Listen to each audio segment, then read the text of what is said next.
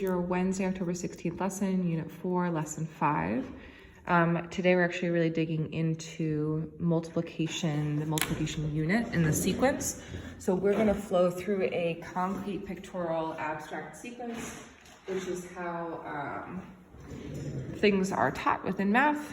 You start with the concrete to give them a concrete understanding, move to the pictorial, which is only one step away from the concrete, and then the abstract is where most of our brains go. So today's same standard, 4.NBT.5. We're gonna be multiplying 2, 3, and 4 digits against 1 digit.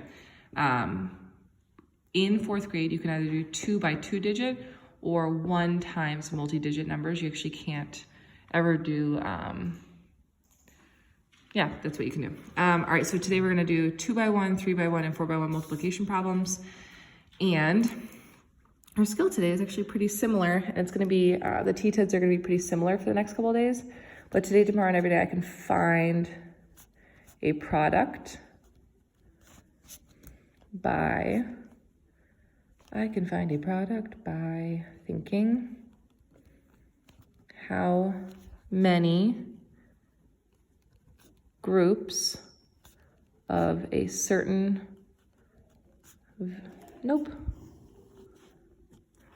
by thinking what's the total value of the amount in each group in all. I think that's what I'll go with right now. I might go back and change it. Our CFS today is going to be driven pretty heavily by the work you're going to do. Just a heads up, you need a ridiculous amount of place value blocks today. No joke, it's gonna be messy. You're gonna need to model some messy place value block usage and then let kids get into it. So today we are going to work like this. So this is the actual visual model. This shows 3 groups, and inside of each group are 200s, 4 tens, and 1, 2, 3, 4, 5, 6 ones. 246, and this is the backbone for how we get kids to understand 3 times 246 can be in this pictorial way. This is also concrete because you can imagine it as actual blocks. Or when we get to the abstract, it's actually a grid similar to this, but there's numbers in here. So they say 3 times 200 is what? 600. Well, yeah, okay, we'll see in just a second. Okay. I'm gonna model a problem. I'm not gonna model the place value blocks because it'll be ineffective for you to see the outcome. And so today you want kids to see annotations, big problem, just like we did yesterday, the knowns and unknown values. If you wanna put them in a different location, that's fine. Represent, they need to use potentially an equation, or it's really cool when you get them to understand bar models with multiplication because it's trickier for them. So we're looking for the total. We have 3 groups or 3 rows. There's 246 DVDs in each row.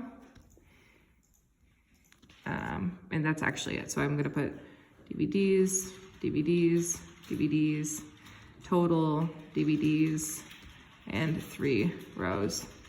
So today, the way in which we'd solve is you have a ridiculous amount of place value blocks in your hand. You say, great, I have 3 rows, and this is, they won't be able to see the 3 rows, but if you do it underneath the DotCam, I generally take a whiteboard marker, or you can put them onto the whiteboard if you get some adhesive. I have 3 rows, and in each row, I have 246. So I have 3 rows, and in each row I have 246. How could I represent 200 with 200s blocks? How can I represent 40 with 4 tens blocks? How can I represent 6 ones with 6 ones? That's not rocket science. So this is 200s, 46. These labels won't generally go onto their concrete models, but this has to be on the outside of the pictorial model. Great, is this all we need? No, we need 3 rows of it. Now we need another row of it.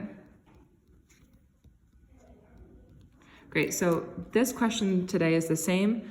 Question 1 and question 2 today. Question 2 goes down here. Question 1 are knowns, unknowns. What are my knowns and unknowns? Based on my unknown, what operation should I use? And then here, there's a ton of think about it questions that drive effective scholar thinking today. So the first is Q3, how many groups? Then it's what goes in each group?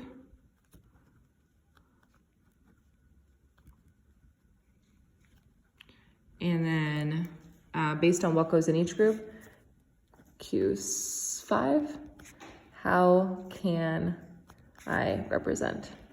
So today, we're gonna do the same with the mastery components. Question 1 is, what are the knowns and unknowns? Question 2 is based on unknown, ID the operation. 3 is number of groups, question mark. 4 is amount in each group, question mark. 5 is how rep amount in each group with place value blocks. And then 6 is what is my total value?